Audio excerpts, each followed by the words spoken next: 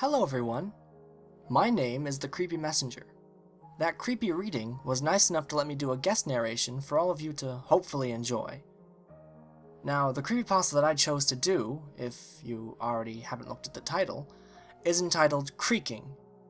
This is a creepypasta that's one of my personal favorites, and I hope after you hear it, it'll be one of yours as well. It's very well written and does an excellent job at telling a good story in a short amount of time.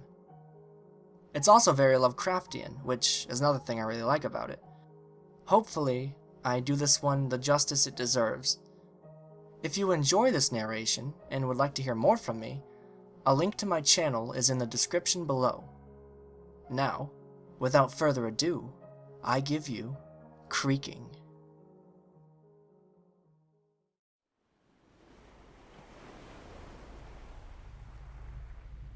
Ever since I could remember, ever since I'd been a child, I had been afraid of the dark depths of any sea or deep lake.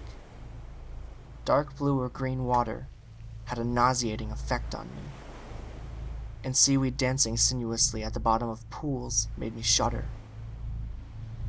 Worse than that, however, was the feeling I got when viewing a large, upright stone, or the hulk of a barnacle-encrusted wreck of a ship or submarine looming, ghost-like, out of the black waters. Sights like these made me tremble with fear and look constantly over my shoulder, afraid to one day see behind me a rusty hull, corroded pale green by barnacles, swaying and creaking horribly. At the same time as being horrified, I found this fear ridiculous. Far away from any truly large bodies of water, and therefore far away from any sunken ships. Besides which, how would they just appear behind me? I was safe. However, 2 years after receiving my degree in archaeology, I found myself relegated to an island off the coast of South America, with a group intent on digging up a series of standing stones, the tips of which had been spotted by natives over a week ago. I soon came to realize that our entire excavation was a mistake. We should have just given up early on. We should not even have come. I am not a superstitious person by any means, but as bad luck and accidents continued to assail us, I knew that someone, something, was trying to warn us away. At first it was merely storms, and I was silent, believing it to be bad luck, nothing more. Storms were highly common around this area after all. But the storms became wilder and wilder, and when this did not deter us, an odd brittleness seemed to creep into our tools, which broke over and over. Nervous jokes became common within the group, but my superstitions were only aroused at this time. Our communication to the outside world kept going down, technological difficulty after difficulty, which caused our excavation to halt almost completely time after time. I suggested we just give up our endeavor, but my advice was turned down. We were halfway done, the others argued. We couldn't just give up on such an important discovery, not just because of a little bad luck. But it wasn't just bad luck. If only the fools had listened. So we continued. Storms had not stopped us, nor had difficulties with our tools or communication.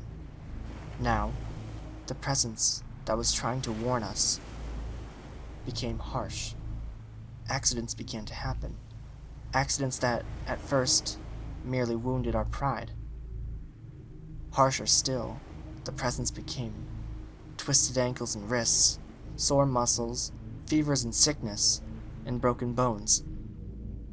I had become frantic. I pleaded for them to stop. They tried to soothe me with promises that tomorrow would be the last day. Only a few more pounds of earth, and then we could see the stones.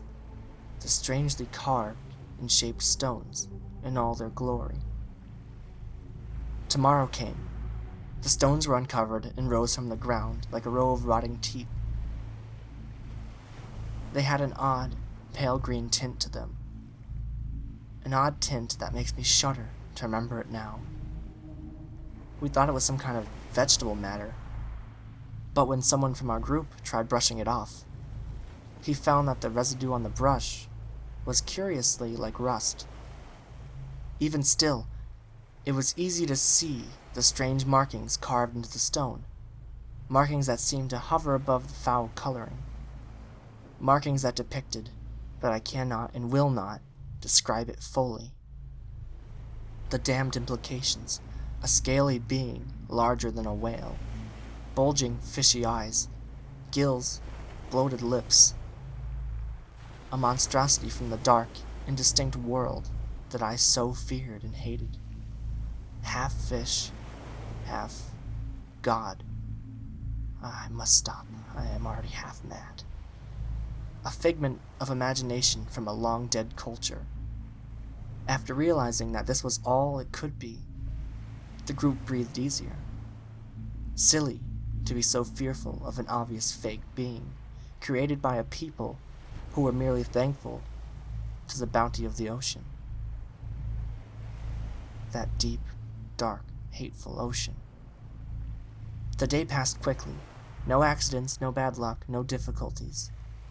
We contacted our base in Washington, preparing transportation of the stones.